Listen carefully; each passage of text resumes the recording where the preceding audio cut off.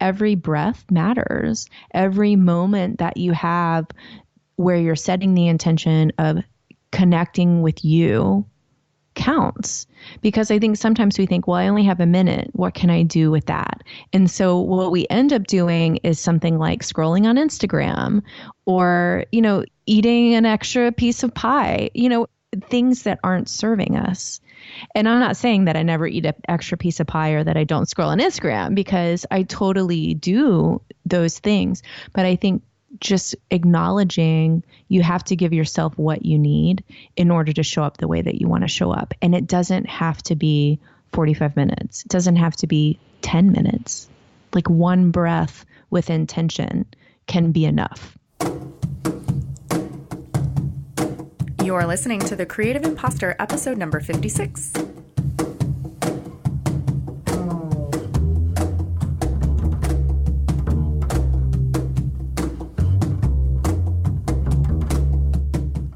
Welcome to The Creative Impostor, episode number 56. And this is our last episode before the Christmas holiday, exploring self-care with inner voice coach Kelly Covert. This episode is perfectly timed for the Christmas and New Year's holidays and for what many of us here in this particular hemisphere are experiencing as winter.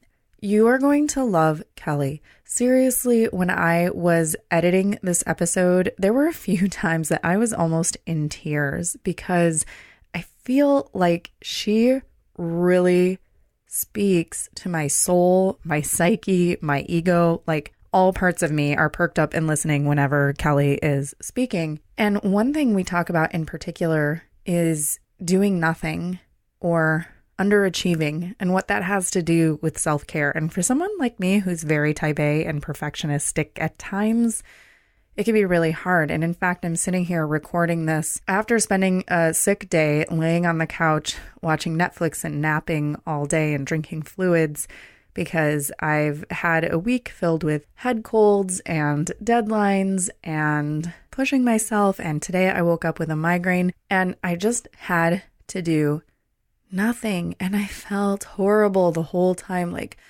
I have so much still to do this week. I should really be productive. I should really be working on something instead of just laying here all day.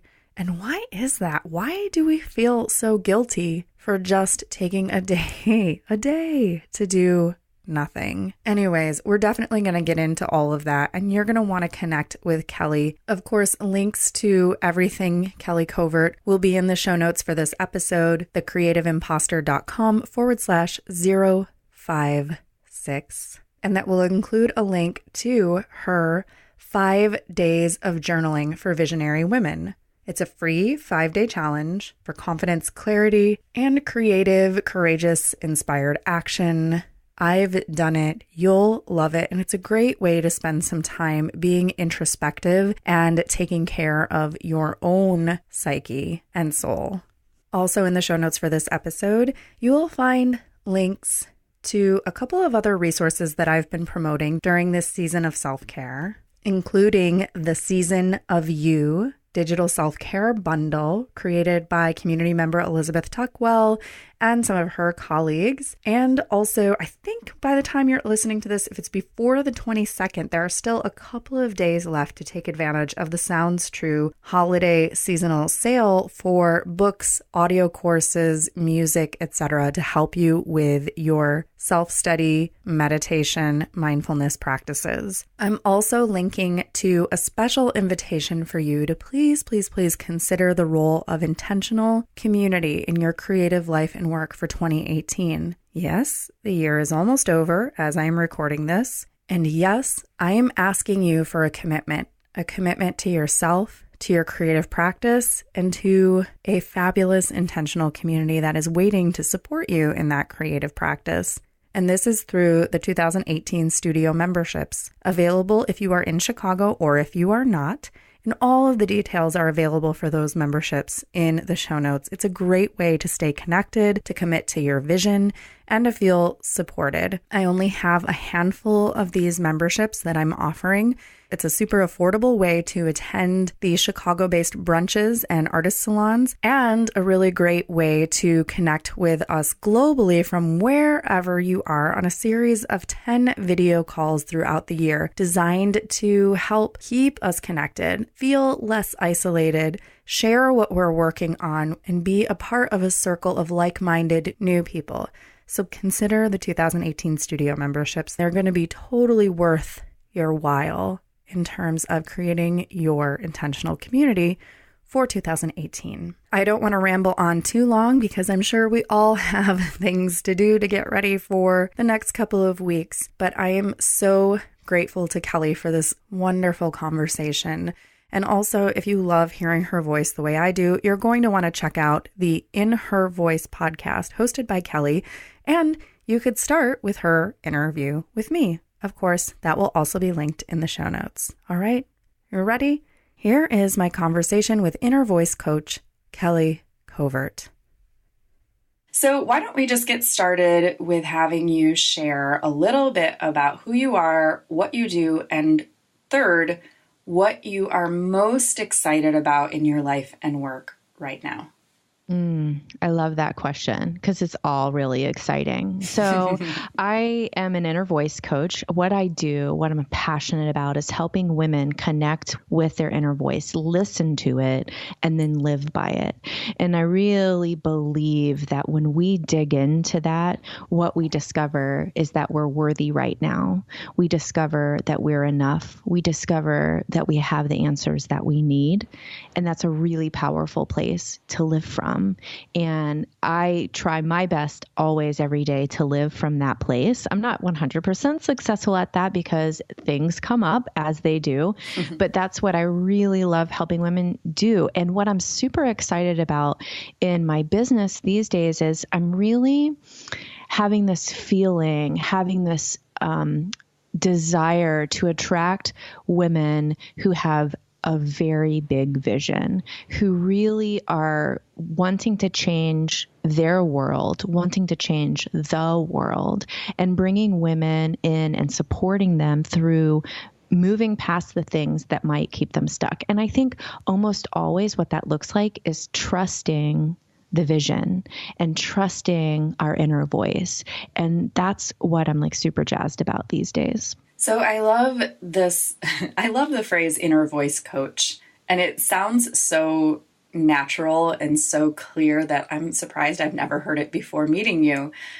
I think a lot of times on this show, since we're talking a lot about creativity and imposter syndrome and the feeling like you're just never going to be good enough, or what you do is just never good enough, or the feeling that you're a complete fraud at what you're trying to convince everyone of that you do, a lot of times we talk about the inner voice that is telling us that we can't do something, or the inner voice that is telling us that it's not a smart idea to try something, or the inner voice that a lot of people like to call it their inner mean girl voice, or I call it the creative imposter voice. So a lot of times we're talking about this voice that's saying, no, don't think outside the box. No, please don't quit your full-time job and become an entrepreneur. No, please don't take that risk.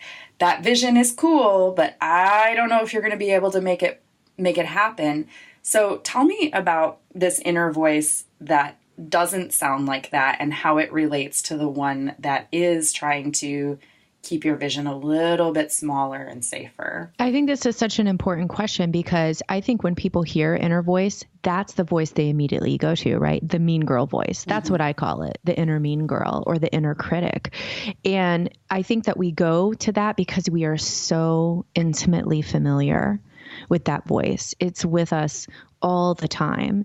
And the difference between that voice and what I think our true inner voice is that the true inner voice carries with it wisdom, not judgment.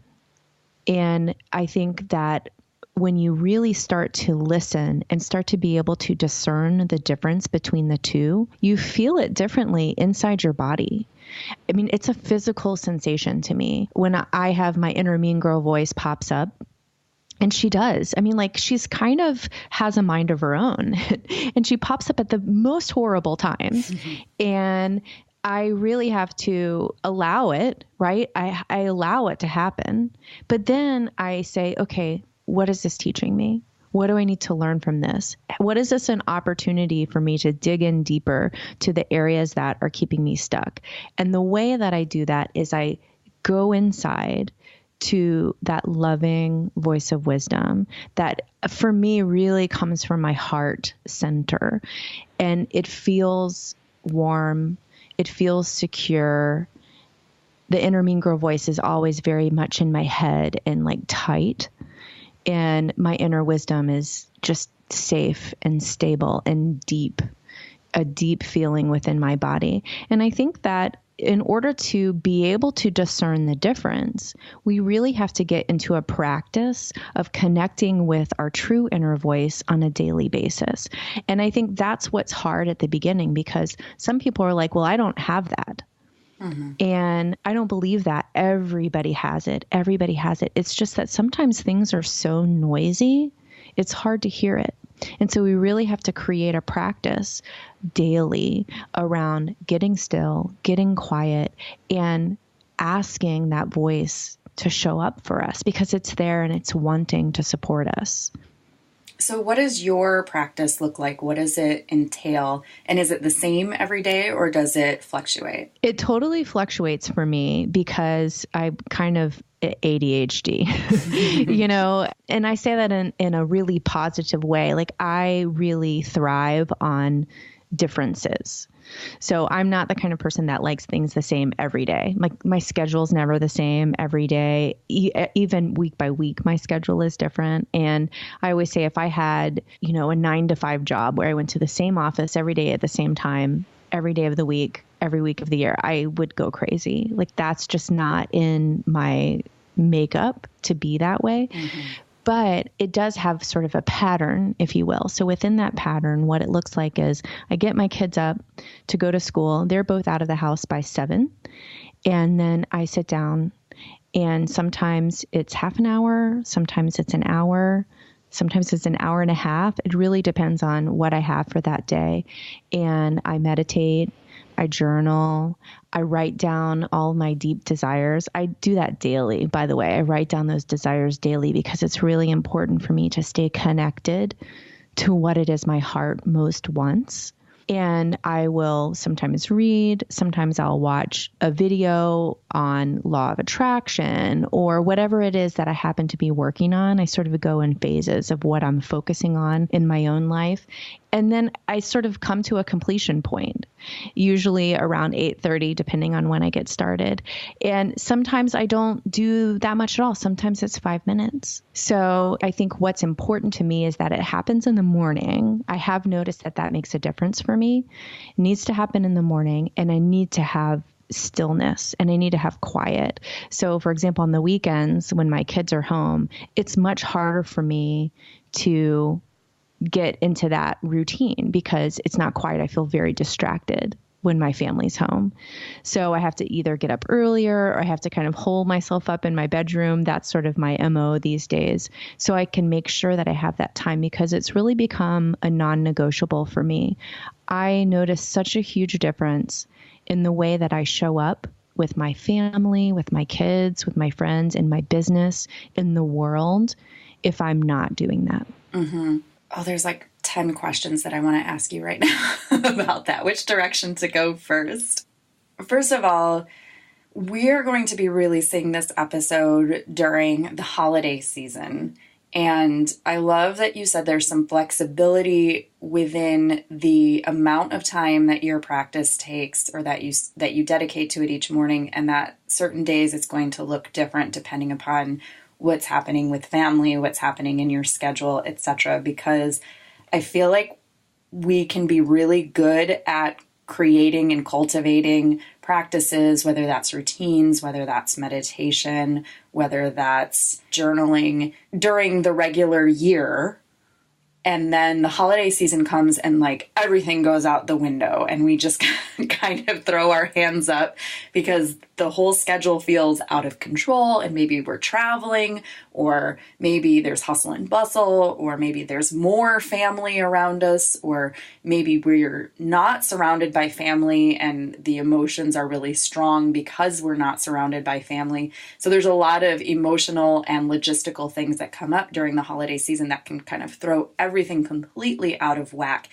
And yet it's a time of year that we really, really need those practices. So what's your best recommendation for creating some kind of consistency or commitment to yourself during the holiday season? Everything counts. So let me explain what I mean. I'm kind of an all or nothing person. And I think a lot of creative, artistic people are like that. So it's just like, I'm going to do it for an hour and a half, or I'm not going to do it at all. And I can't do that. Like, my life doesn't allow that. And especially, like you said, in holiday time when things are going, maybe you have company, one breath of intentionality for your day counts. Right? So I think it really is about the intention that we bring to it. So maybe you take 5 minutes longer in the shower, and that's your time. Maybe you go to bed 5 minutes earlier than everyone else, or stay up 5 minutes later than everyone else, and that's your time. It's just, I think it's about the intention behind it, and really allowing that every breath matters. Every moment that you have where you're setting the intention of connecting with you counts. Because I think sometimes we think, well, I only have a minute. What can I do with that?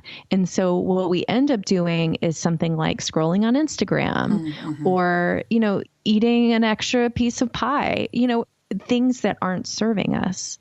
And I'm not saying that I never eat an extra piece of pie or that I don't scroll on Instagram, because I totally do those things. But I think just acknowledging you have to give yourself what you need in order to show up the way that you want to show up. And it doesn't have to be 45 minutes. It doesn't have to be 10 minutes. Like, one breath with intention can be enough.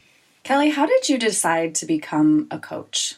Oh, I love this question. So it was such a weird journey for me. I am actually a trained musician. So I have 2 degrees in flute performance, and I still am a professional musician. I perform with the symphony here in Syracuse, and I teach flute at Syracuse University. And so that's always what I wanted to do. And as I started teaching flute, I really started to understand that one of my gifts, one of the things that I'm really, really good at, is not just teaching the fundamentals of flute playing, but also helping flutists see their potential and believe in that potential. And so I just sort of thought that was cool. And then I started getting into doing triathlon on a personal level. It's just something that I loved. And I loved this so much, then I thought, I want to help other people do this.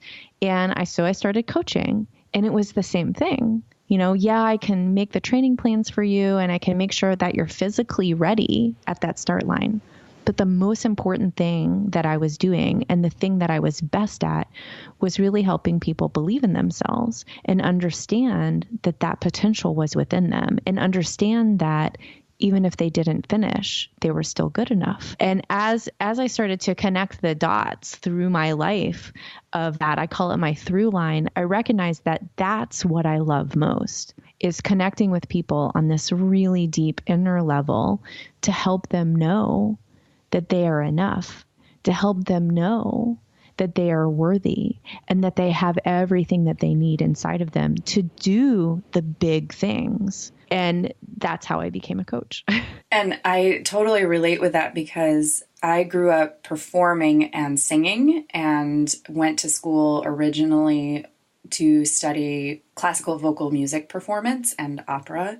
And I feel like the world of professional musicianship is one of the most competitive places where there's a lot of emphasis on performance. And then you take the world of athletics and athletic training, and there's another extremely competitive field and area, right, where there's a lot of emphasis on performance, and there's a lot of competition in both of those places. Like, it's a naturally competitive field and pursuit.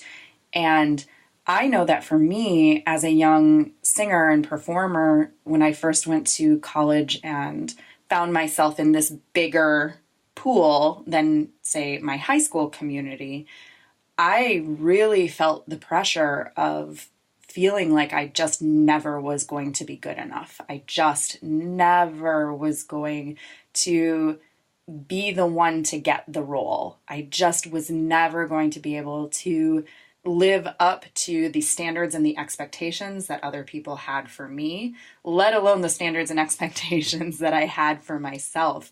And so I'm wondering, I know that you have a program that deals with this idea of perfectionism and perfectionist tendencies. And so I'm wondering if you can talk a little bit about how, well, have you ever struggled with perfectionism yourself? My gosh.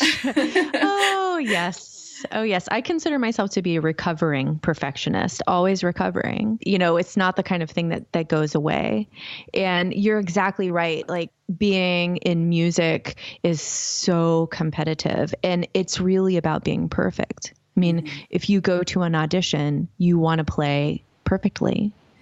And I think that people who are born with perfectionist tendencies actually tend to gravitate towards careers and towards fields that require perfection, which is really interesting to me. And, you know, it kind of feeds into that. You know, I was doing triathlon up until 2013. So not that long ago, I came to this realization, and triathlon is the same way. It's like always faster, faster, faster. Can I do it faster? Or can I go longer? And I remember the moment I crossed the finish line of a race and I was really wanting to have a PR.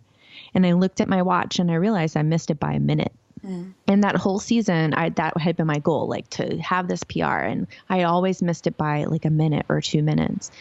And afterwards I was reflecting, and I thought to myself, like, 1 minute does not change who I am. 1 minute does not make me better. 1 minute does not make me different. And I actually really had almost like a breakdown in that moment, because I was like, what have I been doing my whole life? My whole life has been about striving to be better, to be better, to be better. For what? Like, why? Why did I need that? And what I realized is I was very addicted to external affirmation. It was like a hit for me. Like, and I had to go from one hit to the next hit. And the reason I was so addicted to that is because I wasn't willing to give it to myself. I wasn't willing to say to myself, Kelly, you are enough. Right now, if you never go 1 minute faster, if you never win another audition, if you never get another pat on the back, you are worthy. And that really became a turning point in my life. And actually, after that race, I did nothing. I actually wrote an article about it. I had a year of intentional underachieving. And I would tell people that. They're like, oh, what are you doing? Are you doing any races? What are you doing this year? And I was like, no, I'm underachieving this year. And they would look at me like I was crazy. Like, who does that? But I really needed to understand what my heart wanted me to do, not what these outer expectations were, or not seeking that external validation, but like understanding my worth, my innate worth, without all of that other stuff. And it took me like a year to really get to the root of that and to understand that I am worthy now. And I had a lot of help too. You know, I really value Brene Brown's work. Her work was transformational in my life and understanding what it means to be worthy. And I just feel that anyone who's listening to this who can identify with this feeling of always needing to be better, always having to check another box, always needing to do something faster, bigger, you know, whatever, that if you really sit back, the root of that is not valuing who you are. And so my course, Overcoming Perfectionism, really takes people through guided journaling and videos, through this process of coming to understand the worth without all of the accolades. And the really interesting thing about it is my year of underachieving was actually the year I turned 40. And I did that purposefully, by the way, because most people are like, I'm turning 40. I have to do all of the things. And I was like, no, I'm turning 40. I'm going to stop doing all of the things. But that year I accomplished so much. I created a business. I did amazing things in my family and in my community. And they were all things that it wasn't about me trying to, get the crown on my head, so to speak, right? It was just things that I really, really wanted to do. And I think that some people who are like chronic overachievers and perfectionists feel like if they stop chasing the goals, that they're just going to like turn into lazy, fat slobs on the couch. Oh my God. And never get anything done, right? Like there's that fear. And I actually remember sitting in a family counseling session with my husband and my kids. And it was actually for my son who is on the spectrum. But of course we talk about parenting, and I said something about being lazy, and my husband looked at me and he was like, you are the least lazy person that I know, but I think that there's this fear of like, oh my God, if I stop doing, then who will I be? And I love this idea of just like stepping back from all of that and pulling away from all of that to uncover who we truly are and what we truly desire, instead of, feeling like we have to just do what everyone expects of us. I am so glad that you get my entire psychological makeup and that I am not the only person feeling like I'm crazy, because I struggle with these exact same things. Like when you say a year of underachieving, I feel like I'm going to break out in hives. Like, I'm like, right? It's scary. I have been lately, I think maybe it was just yesterday or the day before, a friend of mine who she does tarot and she does intuitive counseling. Her name's Charlotte. She's been on the show before. She posted something in her Facebook group that was, in one word, describe your energy or your mind space for today. And I had put inquiry because I was doing this time, productivity, energy tracking exercise, inquiry basically for myself. And I do this periodically, like a time energy audit, where I just list like everything that I do in a day and how much time it takes me and where my energy is going.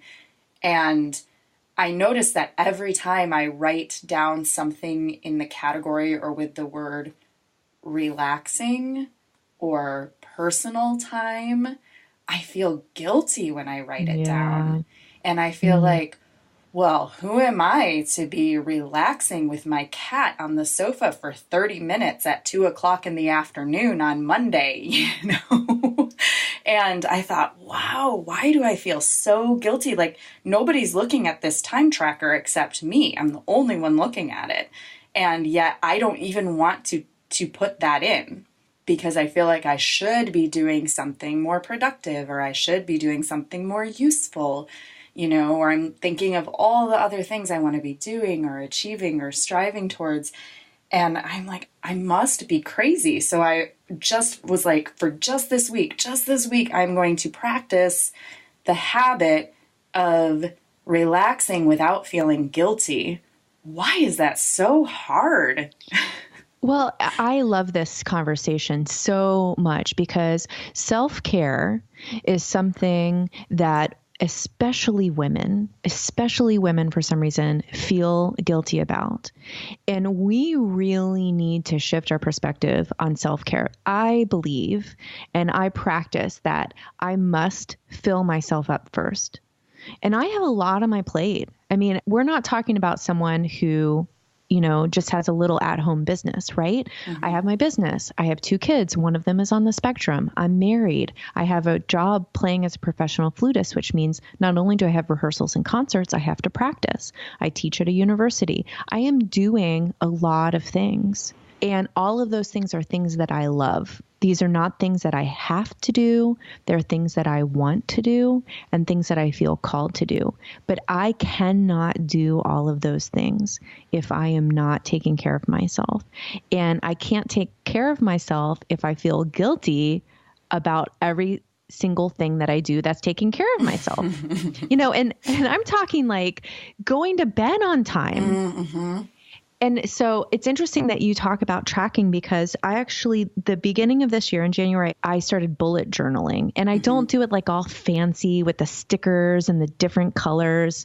I can't do that. I avoided it for a really long time because I thought it had to be that way. Mm-hmm. But I took the basic concept of having a daily page and having a monthly tracking system, and I kind of made it my own. And one of the things that I consistently track, and it's not so I can check the box off, it's so I can see how it's affecting my mood and how it's affecting my day, is I track my journaling and meditation. I track what cycle day I'm on, because I think that that is a huge piece of our well-being as women, of understanding that there are days in our cycle where we need more downtime.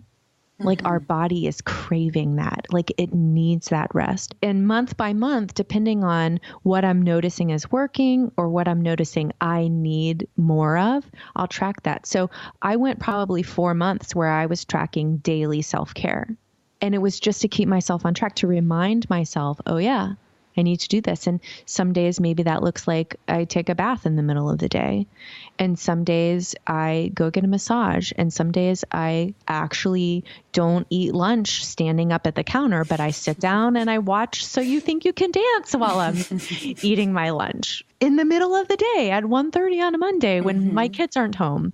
So I think we really need to shift this conversation to, it's not something that we should steal. Right. I almost feel like we're stealing these moments, and that goes with that feeling of guilt. But we need to say, this is a requirement. This is the number one thing I need to do to be showing up in the world as an entrepreneur, as a woman, as a family member, mother, whatever, in the way that I want to be showing up. And so if we're in this society and culture that really defines people's identity by their work and by their accomplishments and by their accolades. And we even do it a lot in the creative community too, where it's like, oh, what are you working on? Or, oh, what's your next project? And that's that sort of question. And we mean it, with our colleagues in our community, we mean that as being interested in the person's work and being supportive. And we really do have this conversation that's focused on creative productivity and output and work. So if we're in that culture and that society, how do we shift, or how do you shift how you define success in your creative work and life? This is a really good question, because I do think that it's a challenge, and one that I'm continuing to work on. I mean, I don't know that I have the answer to this yet. So I know that a lot of what I feel success is my inner feeling of that. Like, for example, I'm here with you today and I am fully present with you and loving every minute. To me, that is success. But also, I want to make a lot of money. And that is also success. And so I have to be careful not to measure my success, like a thermometer, right? Like I'm just filling in the chart. And when I get to the top, like, yay, I did it, right? It's about more than that. And it's really interesting because in my bio, or a lot of times when I write things about who I am, I'll say I'm an inner voice coach, and I'm a podcast host, and I'm a mother and a wife and a musician. But most importantly, I'm me. And it's always about coming back to our innate worthiness. I mean, when you think of a newborn child, that child has done nothing, not a single thing besides take a breath in this world. And they are beyond worthy. As a parent, you would do anything for that child. And if you don't have your own kids, you could think back to when you were first born and your parents holding you in their arms. and really connecting with that feeling, you're the same person now. Our worthiness does not grow based on what we do. It does not diminish based on what we don't do. And I really feel that, to me, that is the measure of my success. Am I honoring who I am every single day?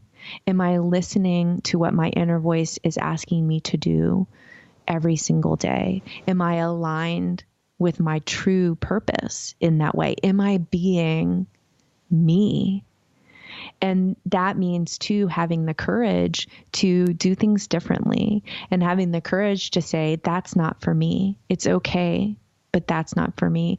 And having the courage to surround yourself with people who speak the language that you speak. I find that to be very valuable too, especially as an entrepreneur. Like, I want to surround myself with people who get it and who aren't, measuring success by how big your bank account is, but also knowing that we can have success that looks and feels like that while being true to ourselves. And so as a parent, I am not a parent, and I haven't really thought that much about parenting until recently, because my sister has a new little baby who she must be almost 12 weeks, about 12 weeks right now. So I'm a new auntie for the first time. Congrats. Thanks.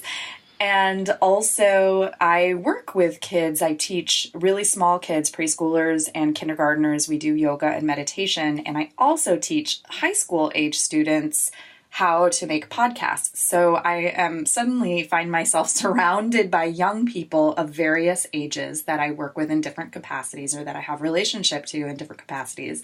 And also my boyfriend has 2 teenage daughters, or preteen teen daughters. They're right in that transition stage. Mm-hmm. And so I'm thinking a lot about how I grew up striving for, like, I was valedictorian of my high school class and I had straight A's and I wanted to participate in all the extracurriculars, and I did tennis team and I did musical theater, and I was rewarded and praised for all of these accomplishments and achievements and whatever. And now I find myself as an adult feeling guilty about taking a half an hour in the middle of the afternoon to, like, relax, Mm-hmm. And so I'm thinking about how we speak with young people and how we encourage them and help hold them to their highest potential in terms of achievement, in terms of learning and academics and pursuing different fields and interests, with balancing that sense of worthiness, where we're encouraging achievement and we're encouraging effort without making them neurotic. Right. Well, and trust me, if they're going to be neurotic, there's nothing that as adults we can do to prevent that. That's what I think. I mean, there's a certain amount of just natural learning that has to take place, I believe, among children. They're going to have to go through, we can't protect them from all the struggles that mm-hmm. we have had to go through, because that's part of becoming an adult, and that's part of our journey. So my kids are 14 and 11. They're boys. And especially with my 11-year-old, he is so not like me. Like my 14-year-old, he's really driven by getting good grades, and he likes everything to be complete, and he's organized. And that's how I was, like, just naturally so. And that's great. And I encourage him to do that, and also remind him that it's not the end of the world if he doesn't get an A, right? Mm-hmm. It's okay. It's okay, because you are you, and that is enough. But my youngest could care less. He says to me the other day, well, as long as I get above a 65 on everything, I'll go to 7th grade. And I was like, like my heart. And it's so interesting, because in dealing with him, I'm really having to work through stuff that I thought was gone for me, stuff that I thought I had worked through. Like, I thought I was okay with B+ work, and clearly I am not. And so it's really interesting how that's coming up in my own life right now with my 11-year-old, who's like, it doesn't matter, mommy. It's only 6th grade. And I just think that the best thing that we can do for any child that's in our lives is love them as they are. I think to separate out what we want them to do with who they are and to praise them for who they are. I always try to praise my kids when they're being kind, when they do something without asking, like if they do something for me and I didn't ask them to do that, or if I ask them to do something and they do it without complaining, which is also very rare in my house. Like I want to praise the qualities that are most important. And I want to let them know that no matter what they do, no matter what grades they get, no matter, how many clubs or sports they do, that I love them for who they are and that they could not do those things and I would still love them exactly the same. And then knowing, like I said, that they're going to have to learn a lot of that themselves. And what I can do best is provide an example for them. I can show them what I have learned by practicing self-care. My kids know I journal. I have like 5 journals going at any given time and they're all over the house. They know that I meditate in the morning. They see me taking care of myself. And then they also see me accomplishing things and doing things that are worthwhile and spending time, honoring who I am. And so I think that is a huge piece of what we can do as adults is just set a really good example for them. And so what is the best piece of advice or words of wisdom that you could possibly share with someone who is listening to this right now and thinking, yes, I definitely need to prioritize taking care of myself without feeling guilty and refilling my own personal, creative, energetic well of self-worth and energy. What is your best piece of advice, or what can you offer to that person who is just starting off on making that kind of commitment for themselves? I think it's really important to know who you want to be. Like, who do you want to be in this world? What are the qualities that you want to have and bring forth in your life? So we get so caught up in the doing. I mean, I always have a to-do list. I'm sure you do, Andrea. And, we're checking things off. But if we take a moment and we think about who do I want to be? I want to be compassionate. I want to be empathetic. I want to be creative. I want to be joyful. And then what are the things that we then need to do in order to be? So we make the to be list first, right? And then our to-do list needs to reflect that. And almost always, if you want to be well, healthy and well, and be in a place where you're connected mind, body, and spirit, self-care has to be on that to-do list, because there's no way you're going to be that if you're not giving yourself the thing that helps you be that. Does that make sense? I'm going to do that today. I'm going to make a to-be list. It's so fun. It's so fun. And then last question, is there anything else that you want to share with us today that we haven't talked about yet? Well, I have so enjoyed this conversation, and I'm sure I've said this a gazillion times in the conversation already, but I just want to remind everyone that if you never do another thing, you are worthy right now, and you cannot hear that too much. Well, that was Kelly. She is amazing. Don't you feel, I don't know, just like the way that she says, you are enough. You are worthy. If you never do another thing, you are worthy right now. It gives me goosebumps. I mean, what is that makes us feel like we have to prove something to someone by doing, by achieving, by pushing? How can we take better care of ourselves just by being?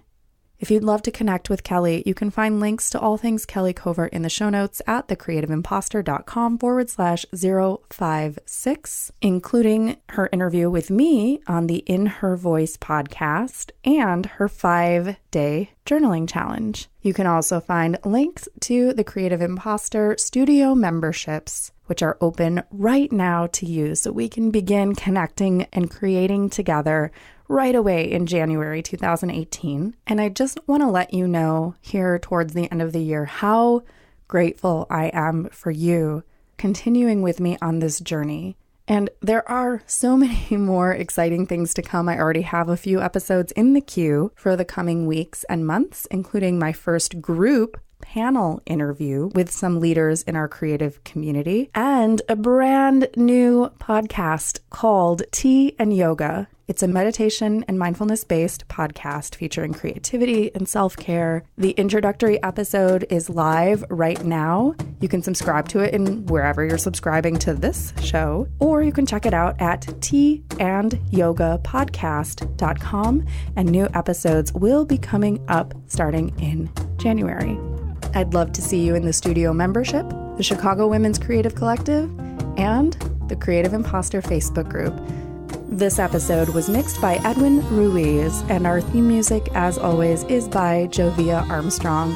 I thank you so much for listening, and I am wishing you a season filled with happy holidays and time and care for you.